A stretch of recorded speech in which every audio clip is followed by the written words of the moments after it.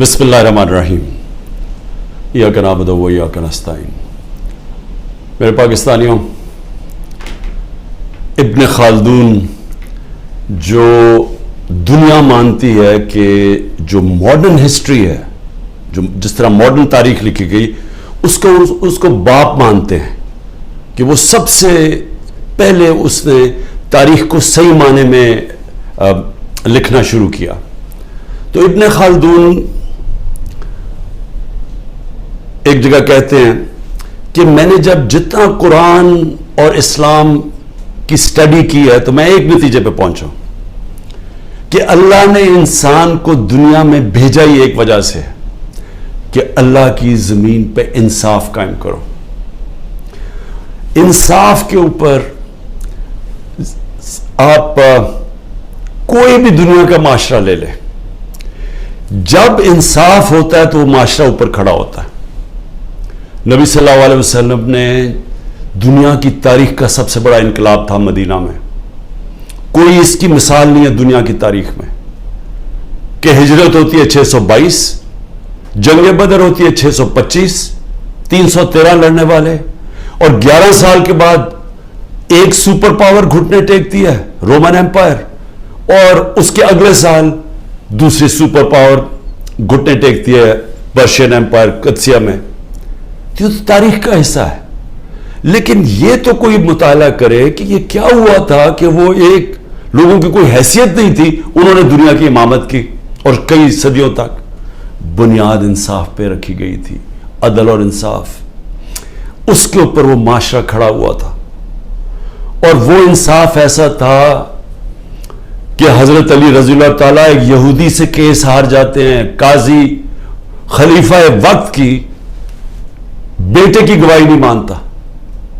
وہ انصاف ایسا تھا جب نبی صلی اللہ علیہ وسلم نے کہا میری بیٹی بھی اگر چوری کرے گی تو اس کو سزا ملے گی، کوئی قانون سے اوپر نہیں ہے، اور جو معاشرے طاقتور کو قانون سے اوپر رکھتے ہیں ان کی حدیث ہے وہ تباہ ہو جاتے ہیں۔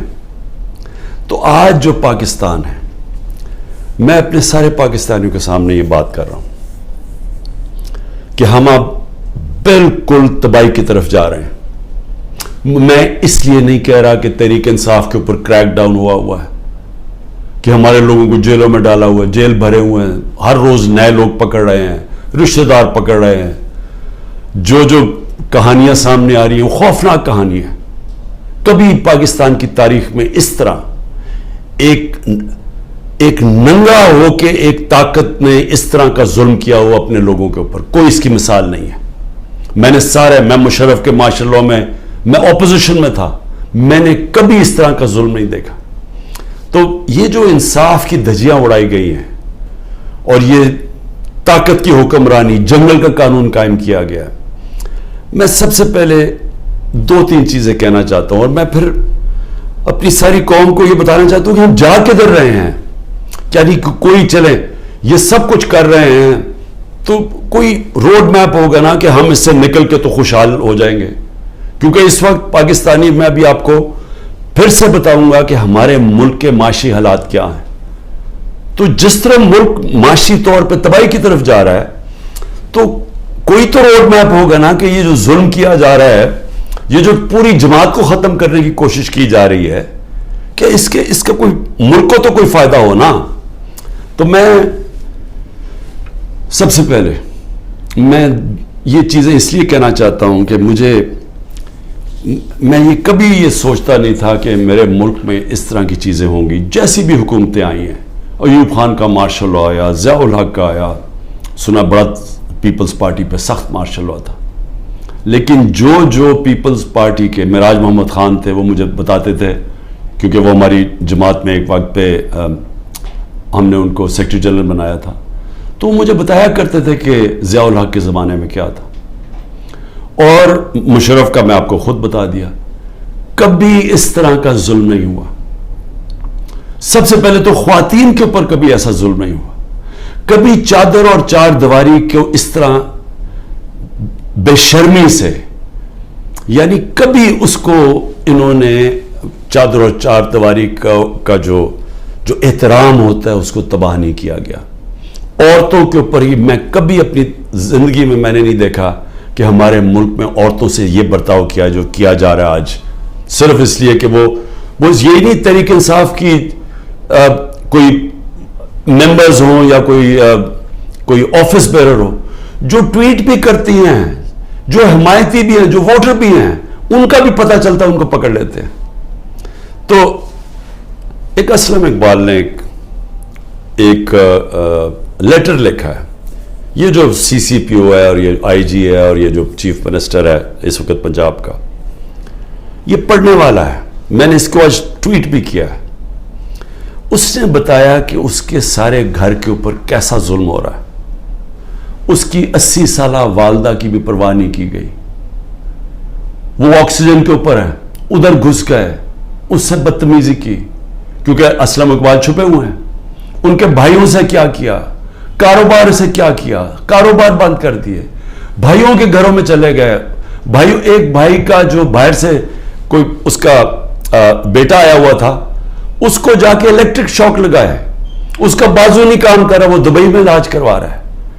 یعنی سارے خاندان کو، ان کی بزنس کو جس طرح انہوں نے صرف اس لیے کہ میاں اسلم کسی طرح نکل کے اور کہہ دے کہ جی میں 9 مئی کے خلاف ہوں اور میں فوج کے ساتھ ہوں، میں پی ٹی آئی چھوڑا ہوں، اس کے لیے یہ سارا کچھ کیا جا رہا ہے۔ حماد اظہر کے میاں اظہر ایک پاکستان کی سیاست، پنجاب کی سیاست میں ایک وہ عزت دار نام ہے جس کی سب اس کے مخالف بھی تعریف کرتے ہیں۔ 84 سال کے میاں اظہر جن کو کئی بیماریاں ہیں، ان کی طبیعت نہیں ٹھیک، ان کو اٹھا کے لے گئے کیونکہ حماد اظہر نہیں تھا۔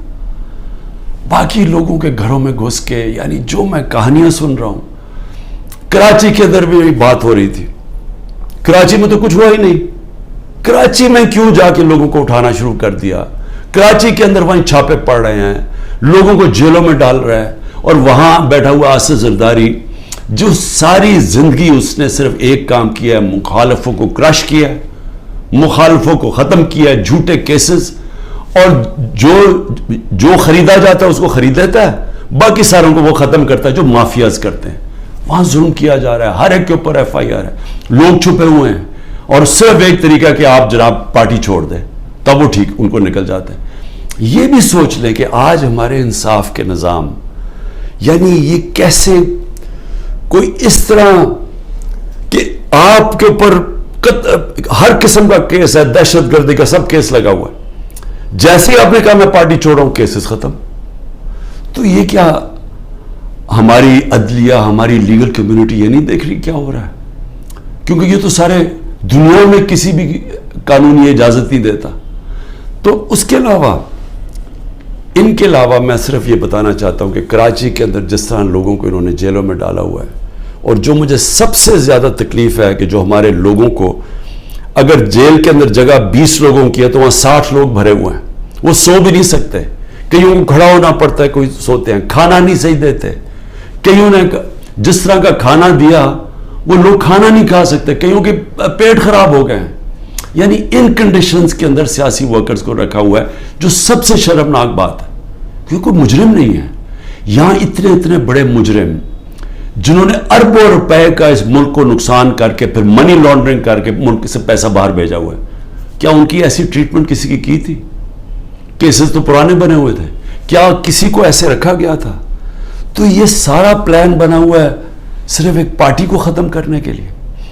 تو یہ پارٹی کو ختم کرتے کرتے کیا یہ جو اس وقت طاقت میں بیٹھے ہوئے ہیں ان کو اندازہ ہے کہ یہ پاکستان سے کیا کر رہے ہیں؟ کیونکہ ملک، دنیا میں ملک کھڑا ہوتا ہے رول آف لا پہ، جس وقت اس ملک کا رول آف لا ختم ہوتا ہے اس کو بنانا ریپبلک کہتے ہیں۔ ہمارا ملک اب بنانا ریپبلک ہے، جدھر کوئی قانون نہیں ہے، جدھر کمزور کو کوئی طاقتور سے اس وقت تحفظ دینے والا نہیں ہے۔ میں تو صرف سلام کرتا ہوں ججز کو کہ وہ سارے پریشر کے باوجود آج وہ پھر بھی کھڑے ہیں، لیکن پوری طرح پریشر ڈالا ہوا ہے ججز کے اوپر۔ اور میں پھر سے بتاؤں کہ اس طرح کا کوئی نیچے نہیں گرتا، ان کی فائلیں بنائی ہوئی ہیں، کوئی ہر کس بلیک میل کرنے کے لیے کہ جی آپ کی ہمیں بچوں پہ آ گئے ہیں، گھروں پہ آ گئے ہیں، خواتین کے اوپر آ گئے ہیں۔ میں نے ایک بتایا بھی کہ ہمارے ممبر نے چھوڑی پارٹی تو اس نے کہا جی میں یہ برداشت نہیں کر سکتا، اب تک تو میری بزنس پہ تھا، اب میرے گھر پہ پہنچ گئے، ہماری عورتوں پہ پہنچ گئے، میں نہیں برداشت کر سکتا.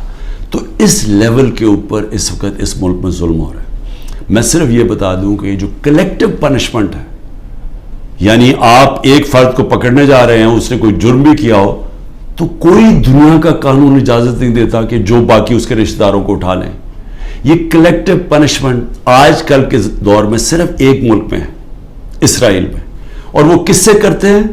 وہ فلسطینیوں سے کرتے ہیں، اپنے لوگوں سے نہیں کرتے ہیں، اسرائیلیوں سے نہیں کرتے، وہ فلسطینیوں سے یہ کرتے ہیں. یہ ہٹلر کے جب نازی جرمنی جب دنیا کا سیاہ ترین دور تھا، یہ تب وہ گسٹاپو اٹھایا کرتی تھی لوگوں کو کلیکٹو پنشمنٹ میں، کہ جو بھی اگر وہ نہیں ملا ایک جس کو پکڑنے گئے تو گھر والوں کو پکڑ لیتے تھے.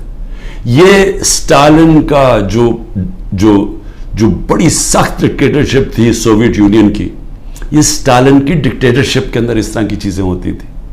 یہ صرف چائنا میں ایک دور میں ہوا تھا، ان کے کلچرل ریولوشن کے اندر. یہ ہوتا ہی نہیں ایسے.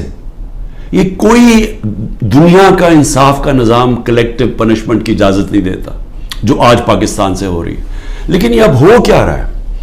ایک پارٹی کو ختم کرتے ہوئے کہ جی عمران خان کے اوپر کاٹا ڈال دیا، تحریک انصاف کو جیتنے نہیں دینا الیکشن تب ہوں گے جب تحریک انصاف ختم ہو جائے گی، جو کرنے کی کوشش ہو رہی ہے. تو میں سوال پوچھتا ہوں کہ اس کے بعد کیا ہوگا؟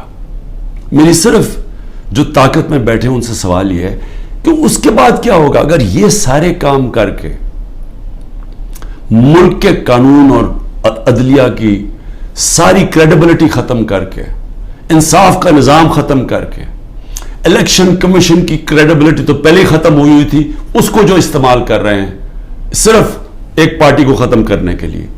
ایف آئی اے، وہ جس کو پکڑنا تھا، جس کے 16 ارب روپے کے پرائم منسٹر یہ شہباز شریف کے کیسز تھے، وہ تو ختم ہو گئے ہیں، لیکن تحریک انصاف کو ختم کرنے کے لیے وہ ایف آئی اے لگی ہوئی ہے.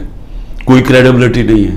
نیب کو صرف ایک مقصد سے لگایا ہوا ہے، کچھ ڈھونڈو اس کے اوپر، عمران خان کے اوپر، لوگوں کے اوپر، تاکہ کسی طرح ان کو ختم کیا جائے اور باقیوں کو کہو کہ پارٹی چھوڑ دیں. ان اداروں کی ساری کریڈیبلٹی ختم ہو چکی ہے. میڈیا نے بھی، اور جس طرح عدلیہ نے، یہ ایک پروسیس تھا، ایک جدوجہد کر کے ایک وکلا موومنٹ شروع ہوئی تھی 2007 میں، جس کی جدوجہد میں عدلیہ آزاد ہوئی تھی اور لوگوں کو اعتماد تھا کہ اگر حکومت ہمارے پہ ظلم کرے گی تو عدلیہ کھڑی ہے راستے میں. وہ ختم ہوا ہے. اس کو سارا دن بدن اس کو ختم کرتے جا رہے ہیں کہ لوگوں کا اعتماد ہی اٹھ رہا ہے.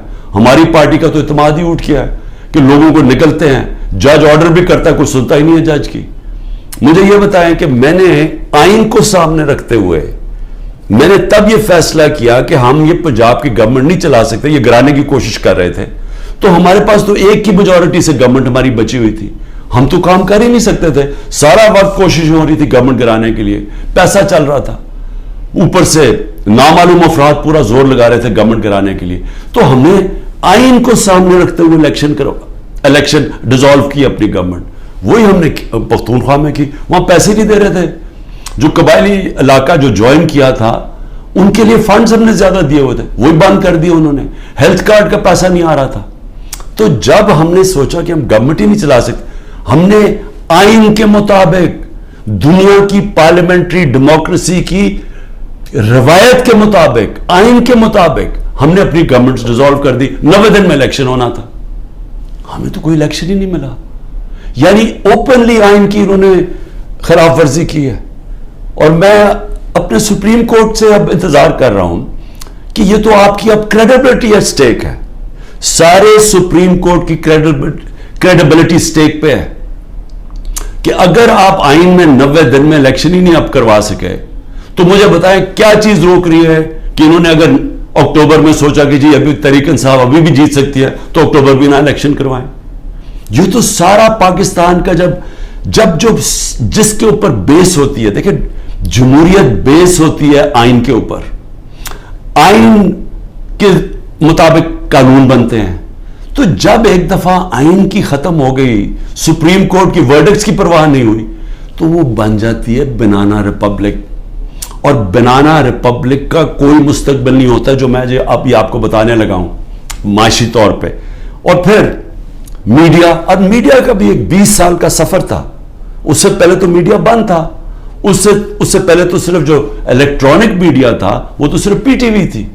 تو جنرل مشرف، اس کو داد دیں ہم کہ وہ ایک ڈکٹیٹر ہوتے ہوئے اس نے میڈیا کھول دیا، کیونکہ جنرل مشرف کے ساتھ سپورٹ تھی. لوگ تنگ تھے ان دونوں پارٹی سے. ان کی کرپشن 2 دفعہ کرپشن میں گئی، لوگ تو تنگ تھے. تو لوگوں نے مشرف کو خوش آمدید اس کو ویلکم کیا. مشرف نے میڈیا کھول دیا، الیکٹرانک میڈیا. اور وہ پھر الیکٹرانک میڈیا نے شعور پیدا کیا پبلک کے اندر. میری پارٹی بنی کیونکہ مجھے موقع مل گیا الیکٹرانک میڈیا پہ جانے کے لیے، نہیں تو 2 پارٹی سسٹم ہے، تیسری پارٹی تو نہیں آتی. اب وہ سارا جو میڈیا کا ایک پورا ایک سفر طے کر کے یہاں پہنچے تھے وہ زیرو ہو گیا. ایک حکم ملا ہے کہ عمران خان کا آپ نے نام نہیں دکھانا. یعنی جو سب سے بڑی پولیٹیکل پارٹی ہے، جس لیڈر کے اوپر اس وقت سب سے زیادہ پبلک اوپینین میں سپورٹ ہے، اس کو غائب کر دیا. تو دکھانا کیا پھر میڈیا پہ؟ اور پھر صحافی چپ کر کے. یعنی میں آج دیکھنا چاہتا تھا کہ کتنے میں دم ہے. کیا واقعی آپ آزادی رائے اور آزادی میڈیا کے ساتھ کھڑے تھے، یا آپ کو کتنوں کو صرف یہ آزادی رائے کے پیچھے چھپ کے ایجنڈاز کے اوپر کام کر رہے تھے، اور مالکان کے جو ایجنڈاز ہیں ان کے اوپر کام کر رہے تھے، اور مالکان ان سے فائدہ اٹھاتے ہیں. ان کو اتنا فائدہ اس سے نہیں ہوتا جو چینل سے ملتا ہے، ان کو جو بزنسز میں فائدہ ہوتا ہے. تو کتنے صحافی تھے جو ان ایجنڈاز پہ چل رہے تھے. اللہ کا کرم یہ ہے کہ دودھ کا دودھ پانی کا پانی ہو رہا ہے. اس مشکل وقت میں لوگوں کا پتہ چلتا جا رہا ہے، اور میڈیا کی پوری سمجھ آنی شروع ہو گئی ہے کہ میڈیا کدھر کھڑا ہے. اور لوگ سارے سوشل میڈیا پہ چلے گئے ہیں، اور سوشل میڈیا سے اب انفارمیشن لے رہے ہیں، کیونکہ اس قوم کو تو پتہ چل گیا کہ میڈیا اب سینسر ہو گیا بالکل. اور اس کے بعد جو اگلی بات کرتا ہوں کہ اب اس کے بعد ہماری اکانومی آ گئی، ہماری جمہوریت بھی ختم، جمہوری ادارے بھی ختم، صرف ایک پارٹی کو باہر رکھنے. لیکن جو سب سے بڑا اس وقت جو ملک کو خطرہ ہے وہ تو ہماری معیشت کا ہے. اکانومی ہماری بیٹھ گئی ہے. میں صرف پھر سے اپنی قوم کو بتانا چاہتا ہوں کہ اس وقت اکانومی کا حال کیا ہے. ہم جب چھوڑ کے گئے تھے 6.1% پہ ہماری اکانومی بڑھ رہی تھی، یعنی دولت میں اضافہ ہو رہا تھا ملک میں. اور میں پھر یہ کہوں کہ یہ پاکستان کی تاریخ میں پہلی دفعہ امریکی ڈالرز نہ آنے کے، جو کہ ایوب خان کے دور میں آئے، ضیاء کے دور میں آئے، مشرف کے دور میں آئے، تب گروتھ ریٹ اوپر تھی. یہ پہلی دفعہ ہے کہ 2 سال ہماری ایوریج 6% پہ اکانومی، کوئی باہر سے ڈالر نہیں آ رہے تھے.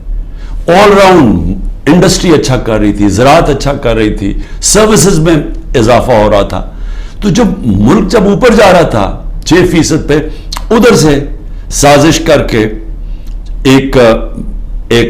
ایک آدمی نے بند کمرے میں فیصلہ کر کے گورنمنٹ کرائی. اب آج دیکھیں ذرا کیا حالات ہیں. پاکستان کی 6.1% سے آج ہماری گروتھ ریٹ یعنی اکانومی میں جو اضافہ ہے وہ پہنچ گئی ہے 0.3 پہ. انڈیا اس وقت 7.2% پہ بڑھ رہی ہے، آگے گروتھ ریٹ آگے. بنگلہ دیش 5.5% پہ بڑھ رہی ہے، اور ہم 0.3 پہ پہنچ چکے ہیں.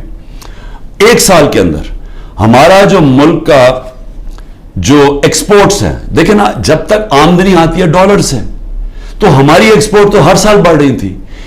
اس وقت اور ایکسپورٹس یعنی ڈالرز اندر آتے ہیں جب چیزیں بیچتے ہیں، 13.6% پہ ایکسپورٹس گری ہیں ایک سال میں.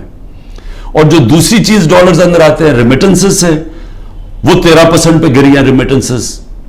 ان کا ملا کے اور پھر جو انویسٹمنٹ ہے، جو باہر سے انویسٹمنٹ آتی ہے، ڈالرز آتے ہیں نا، وہ 90% گر گئے ہیں. ایک سال میں 90% انویسٹمنٹ گر گئی ہے.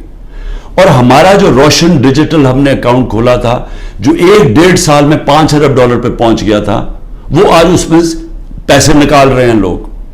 یعنی کہ جو بیرون ملک پاکستانی ہمارا سب سے بڑا احساس ہے، وہ اعتماد کھو بیٹھا ہے اس گورنمنٹ پہ. تو جب ٹوٹل ہمارا ہم نے کتنا ایک سال کے اندر نقصان کتنا ہوا ہے انویسٹمنٹ میں اور اس پہ انویسٹمنٹ پہ اور ریمیٹنس اور ایکسپورٹس پہ 7 ارب ڈالر. تو آئی ایم ایف کے پاس 6 ارب ڈالر ہم مانگ رہے ہیں یا 7 ارب ڈالر کا ملکی آمدنی میں کمی آ چکی ہے. پھر آگے چلیں. اس وقت جو پاکستان کا قرضہ ہے پچھلے 12 مہینے میں پاکستان نے تقریباً 15,000 ارب روپے کا قرضہ لیا ہے.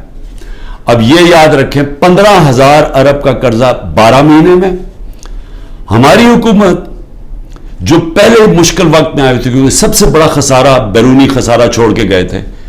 ہمارا جو ٹوٹل ہم نے اپنے دور کے اندر کتنا ہم نے خسارہ لیا کتنا ہم نے قرضہ لیا ہمارا 18,500 ارب 18,500 ارب 3.5 سال میں انہوں نے 1 سال میں 15,000 ارب روپیہ قرضہ لیا. یہ جو قرضہ بڑھا ملک میں اور قرضہ اور بڑھتا جائے گا کیونکہ آمدنی تو کم ہوتی جا رہی ہے. اس وقت جو عام آدمی کو سب سے زیادہ تکلیف دے رہی ہے وہ ہے مہنگائی انفلیشن. ہم چھوڑ کے گئے تھے 12.4% پہ. آج پاکستان میں مہنگائی 38% پہ ہے. یہ ہماری 75 سالہ تاریخ میں سب سے زیادہ مہنگائی ہے. پھر اس سے زیادہ خوفناک ہے جو کھانے پینے کی چیزیں ہیں جو فوڈ انفلیشن ہے وہ 48% پہ ہے. یعنی جو عام آدمی کو سب سے زیادہ تکلیف دے رہی ہے کھانے پینے کی چیزیں وہ 48% پہ ہماری انفلیشن ہے. سری لنکا جس کا ہمارے سے زیادہ برا حال ہے وہ اپنی مہنگائی کم کر کے 25% پہ لے آیا ہے. یاد رکھیں سری لنکا میں لوگ سڑکوں کے اوپر آ گئے تھے مہنگائی کی وجہ سے. آج وہ 25% پہ آ گئی ہے جبکہ پاکستان کی مہنگائی 38% پہ پہنچ گئی ہے. اور پھر جو انٹرنیشنل جو قیمتیں جس کی وجہ سے ہمارے دور پہ مہنگائی لوگ کر رہے تھے 30% کموڈٹی کی قیمت انٹرنیشنلی گری ہیں. یعنی تیل جو انرجی پرائسز تھے جو پام آئل تھا یعنی جو ہم گھی منگواتے تھے وہ آج آدھی قیمت پہ ہے. لیکن اوورآل 30% دنیا میں یہ جو چیزیں مہنگائی بڑھا رہی تھی وہ کم ہو گئی ہیں اور پاکستان میں اب یہ بڑھتی جا رہی ہیں. اور پھر 2-3 اور چیزیں یہ ذرا آپ دیکھ لیں کہ ہمارے پاس کوئی اب روڈ میپ نہیں ہے کہ ہم نے 30 ارب ڈالر جون 2024 تک واپس کرنا ہے. ہمارے پاس کوئی روڈ میپ نہیں ہے کہ ہم نے تقریباً 1 سال میں 30 ارب ڈالر واپس کرنا ہے کیونکہ ڈالر کی جو انکم ہے وہ تو کم ہوتی جا رہی ہے. اور پھر سارے ہمارے اس وقت کم ہو گئے جو ہم نے ہمارا ریکارڈ ٹیکسز ہم نے اکٹھے کیے تھے وہ ریکارڈ ٹیکسز بھی نیچے چلے گئے ہیں اور ہماری جتنی بھی ٹارگٹس ہیں اس گورنمنٹ نے مس کر دی ہیں. جو اس وقت سود ہے وہ 21% ہے. تو انڈسٹری کیسے چلے گی؟ 21% سود پاکستان کی تاریخ میں سب سے زیادہ ہے. تو انڈسٹری کیسے چلے گی؟ اور پھر جو اس وقت سیل ہو رہی ہے ڈیزل کی بجلی کی سیمنٹ کی وہ 20 سے 30% گر چکی ہے. اس کا مطلب بڑے طور پہ بے روزگاری آ رہی ہے بے روزگاری آ چکی ہے. میں صرف اس کی آخر میں ڈاکٹر حفیظ ڈاکٹر پاشا جو پاکستان میں سب سے بڑے اکانومسٹ مانے جاتے ہیں بڑے نام ہے ان کا وہ کہہ رہے ہیں کہ 1 سال میں 10 کروڑ لوگ غربت کی لکیر سے نیچے گئے ہیں. اور وہ کہتے ہیں کہ 75 سالہ پاکستان کی تاریخ میں یہ سب سے برے حالات ہیں. تو میں اب پوچھتا ہوں کہ یہ لوگ جو کوشش ساری کی جا رہی ہے تحریک انصاف کو ہٹانے کی وہ انہی لوگوں کو تو واپس لانے کی کوشش کی جا رہی ہے. یہ لوگ جو 1 سال کے اندر ملک کی معیشت تباہ کر دی ہے میں یہ سمجھنے کی کوشش کر رہا ہوں کہ یہ پھر واپس آ کے کیونکہ اگر تحریک انصاف کو ختم کریں گے تو یہی لوگ ہوں گے نا اور تھوڑے سے اور لوگوں کو ریلو کٹوں کو اکٹھا کر کے آپ کوئی اور پارٹی میں دھکیل کے ہمارے لوگ توڑ کے کر دیں گے. تو چلیں یہی سوچ لیں کہ تحریک انصاف ختم ہوگی تو پھر یہی لوگ واپس آئیں گے. میرا سوال یہ ہے کہ یہ لوگ آ کے پھر کیا کریں گے کہ اگر انہوں نے 1 سال میں ہماری معیشت کا بیڑا غرق کر کے رکھ دیا ہے خود تو ان کو فرق ہی نہیں پڑا याद रखें, इनके पैसे मुल्क से बाहर पड़े हैं, इनके डॉलरों में पैसे बाहर पड़े हुए हैं। ये जो मुल्क नीचे जा रहा है, ये जो महंगाई हो रही है, ये जो रुपया गिर रहा है, उसकी वजह से जो महंगाई और गुर्बत आ रही है, इनको कोई फर्क नहीं पड़ रहा।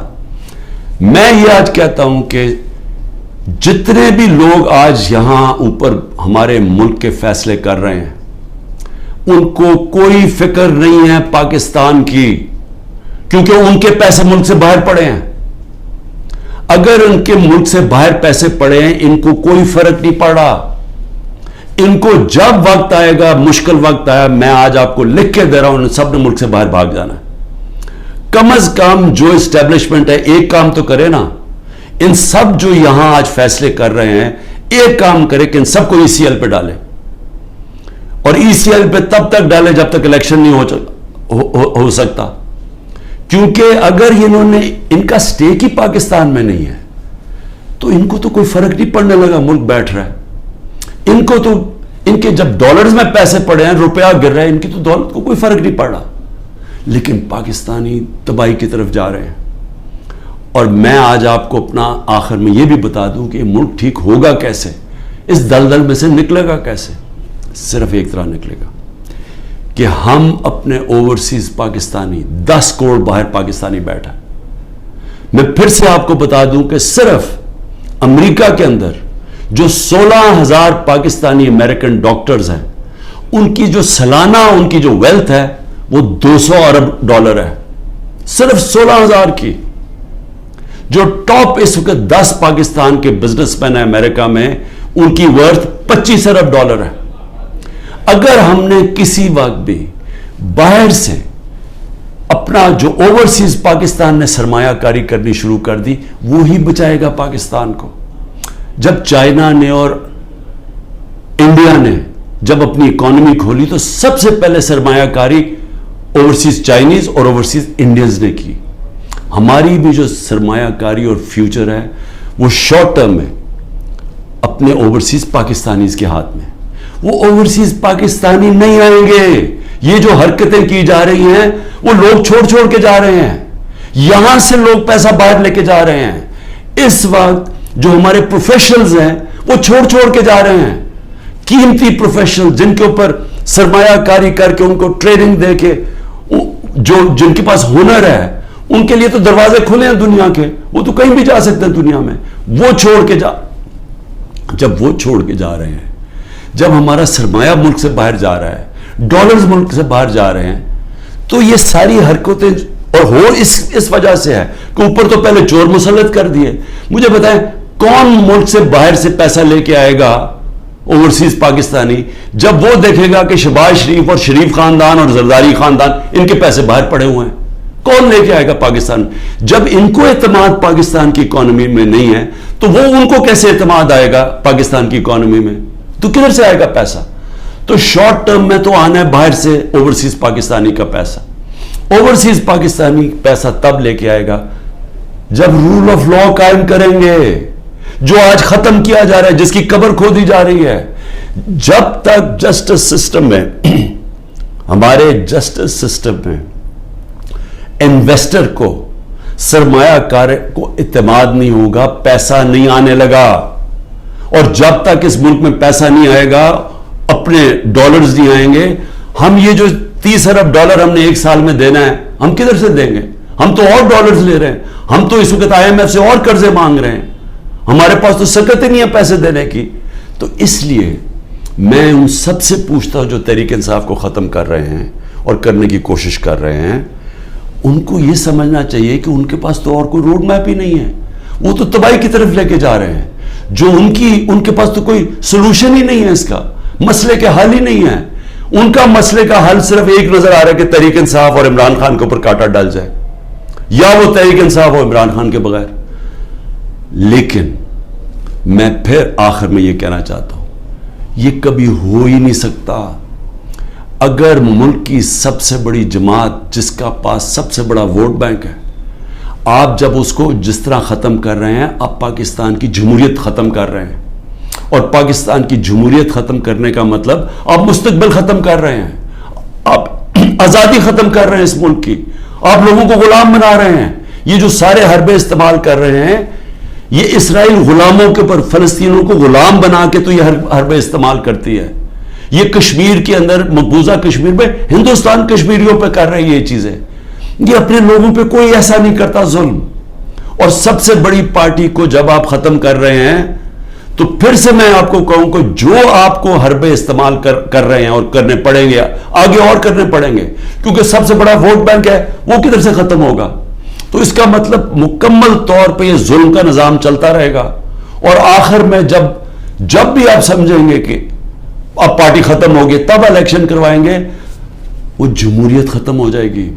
مجیب الرحمان کو جب انہوں نے اس کے خلاف کریک ڈاؤن کیا ہم نے پاکستانیوں نے کریک ڈاؤن کیا جس کو پرائم منسٹر بننا چاہیے تھا اس کی پارٹی کو